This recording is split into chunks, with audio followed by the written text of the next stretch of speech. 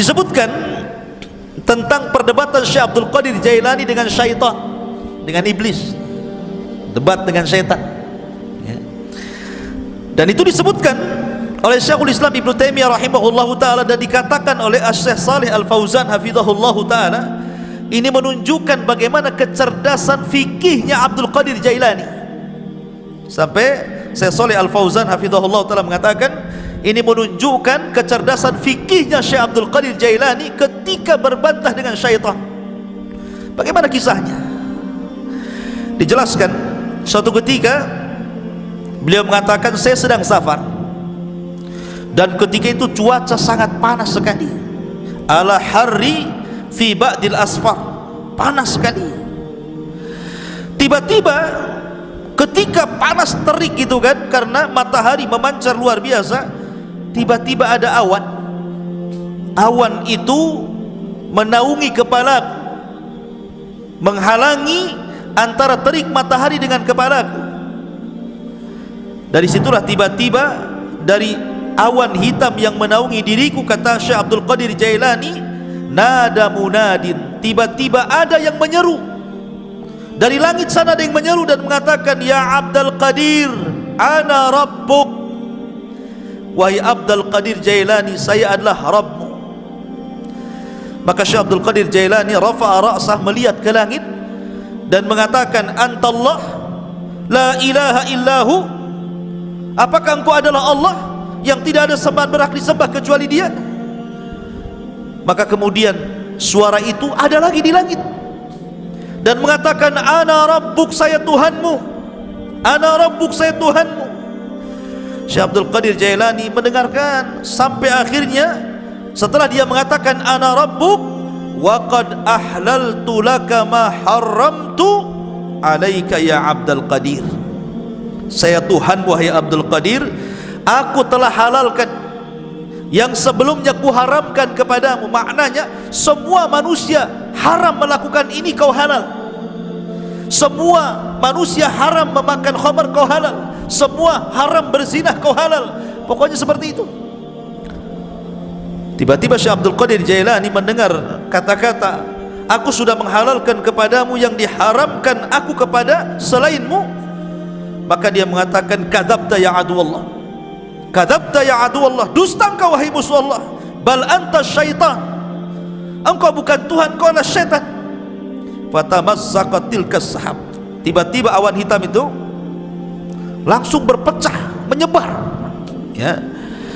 Lah dari situlah tiba-tiba kemudian muncul lagi suara dan mengatakan, ya Abdul Qadir, najauta minni bifiqhika fi dini, wahai Abdul Qadir, engkau sudah selamat, ya. Najauta minni, engkau selamat dariku dengan kecerdasan fikihmu dalam agamamu. Laqad fatantu bihadzal hilah qablaka sab'ina rajulan, sungguh sebelum itu, kata syaitan, aku sudah memuji 70 orang semisal kamu dari kalangan para ulama, kalangan zuhad, dan mereka terkena fitnahku kecuali kamu, katanya, ya. Lihat bagaimana Syekh Abdul Qadir Jailani mengatakan apa? Tidak mungkin. Kenapa? Kenapa Syekh Abdul Qadir Jailani mengatakan kadzabta, dusta kamu? Karena kata Syekh Abdul Qadir Jailani, ketika ditanya, maka dia mengatakan, araftu annahu syaitan, kenapa aku tahu dia syaitan? Karena ketika dia mengatakan, aku halalkan kepadamu yang kuharamkan kepada selainmu, maka dia mengatakan, li anna ba'da Rasulillah sallallahu alaihi wasallam la tahlila wa la tahrim, tidak ada yang berhak menghalalkan dan tidak ada yang berhak mengharamkan setelah Nabi sallallahu alaihi wasallam. Bagaimana mungkin kalau kemudian dalam dunia tarekat, ya, di mana orang itu kalau sudah tingkatan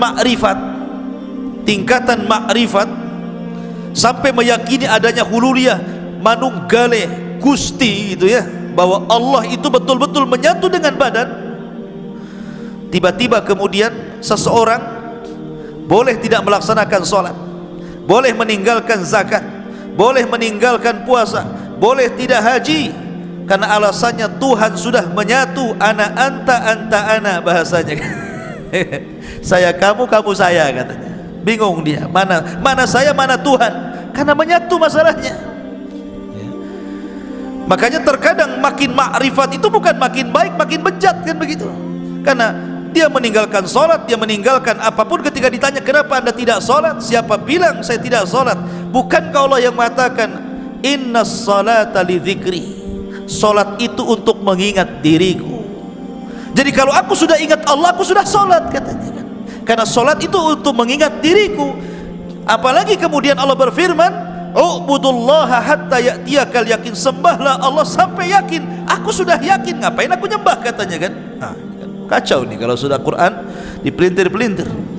Padahal yang dimaksud sembahlah Allah sampai yakin, maksudnya sampai ajal. Yakin di sini maknanya ajal, kata Imam Ibnu Katsir rahimahullahu taala dan ahli tafsir yang lainnya. Sembah Allah sampai mati, bukan sampai yakin. Artinya kalau sudah yakin tidak perlu sembah, gitu ya.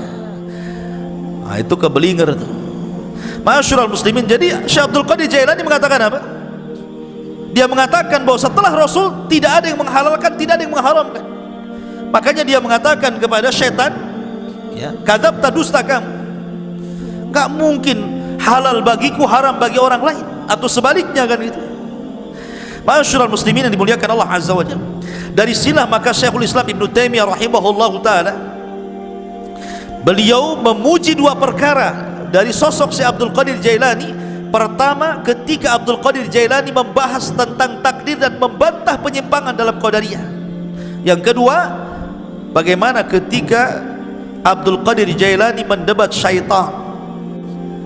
Dari sini salah kata Imam Ibnu Taimiyah, aku sangat mengagumi Syekh Abdul Qadir Jailani, sebagaimana disebutkan Imam Abdul Qayyim dalam kitabnya Madarijus Salikin fi iyyaka na'budu wa iyyaka nasta'in.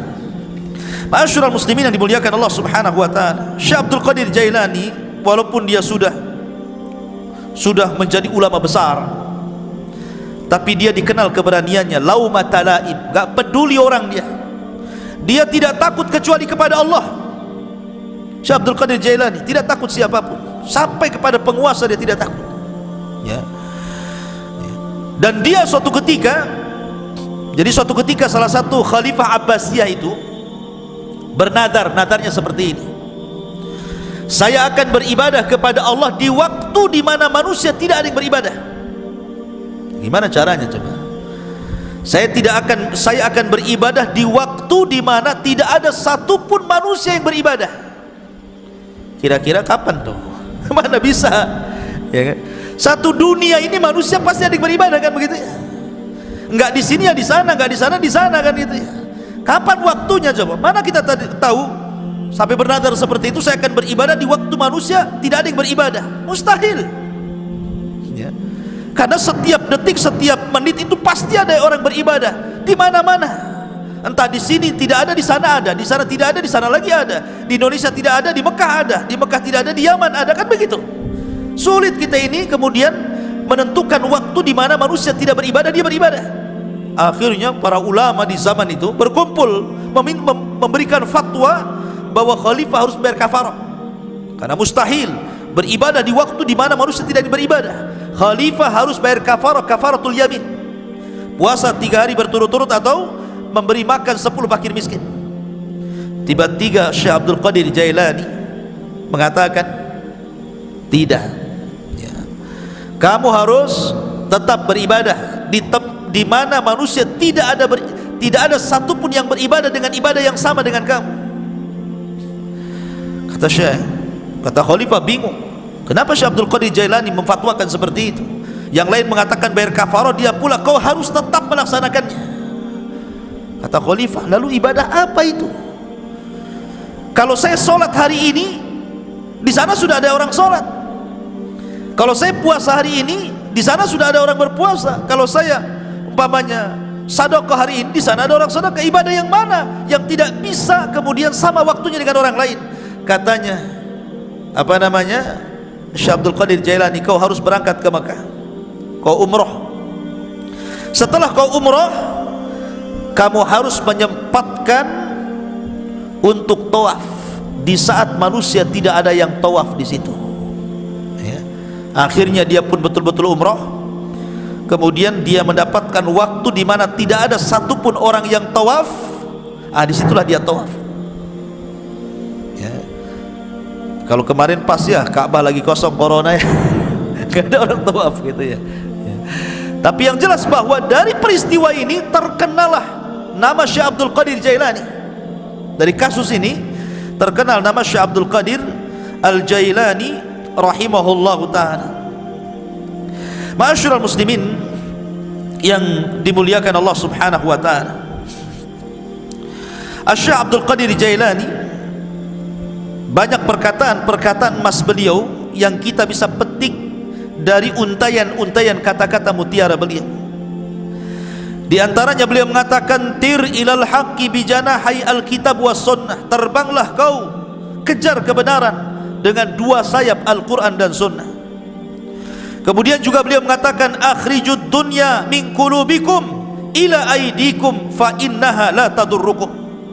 Keluarkan dunia dari hati-hati kalian, letakkan di tangan-tangan kalian, karena kalau itu yang kalian lakukan maka dunia tidak membahayakan diri kalian. Itulah zuhud namanya, meletakkan dunia di tangan dan mengeluarkan dari hati.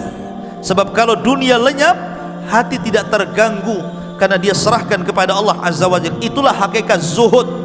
Walaupun dia kaya, selama kekayaan berada di tangan, hatinya diserahkan kepada Allah.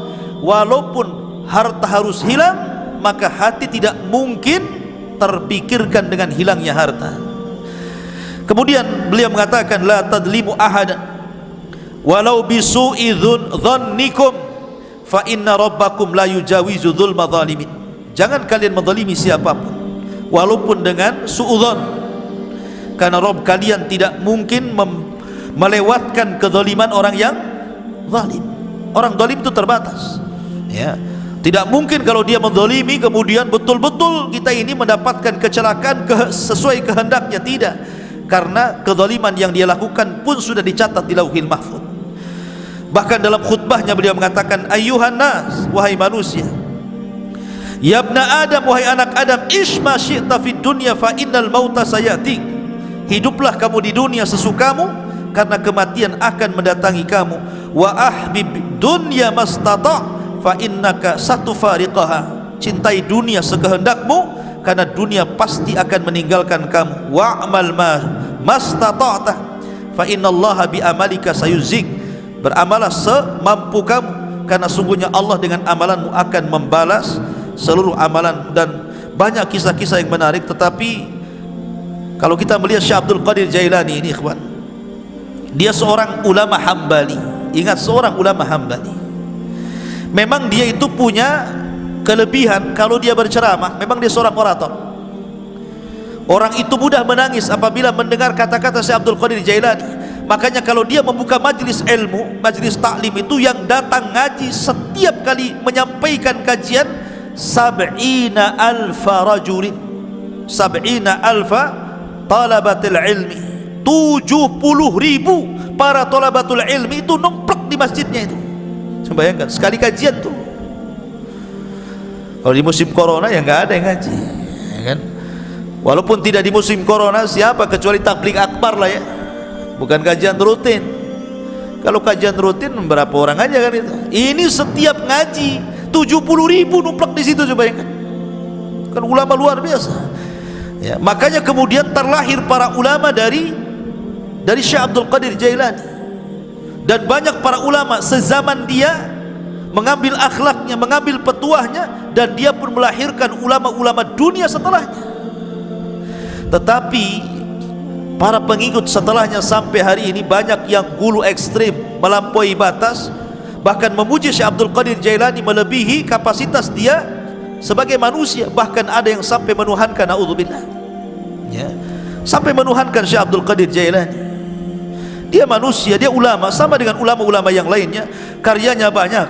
Terkadang orang-orang yang mengkultuskan Syekh Abdul Qadir Jailani, dia sendiri tidak paham siapa Abdul Qadir Jailani, bagaimana karya-karyanya, bagaimana pengetahuannya, bagaimana pendapat-pendapat dia seputar sholat, seputar zakat, seputar puasa, muamalah. Kadang nggak paham, ya. Dia hanya terbawa cerita orang, terkadang cerita khurafat-khurafat yang ditimbulkan, yang tidak ada sanad kepada beliau, akhirnya mengkultuskan dan sampai menuhankan, naudzubillah. Ingat bahwa manusia tetaplah manusia.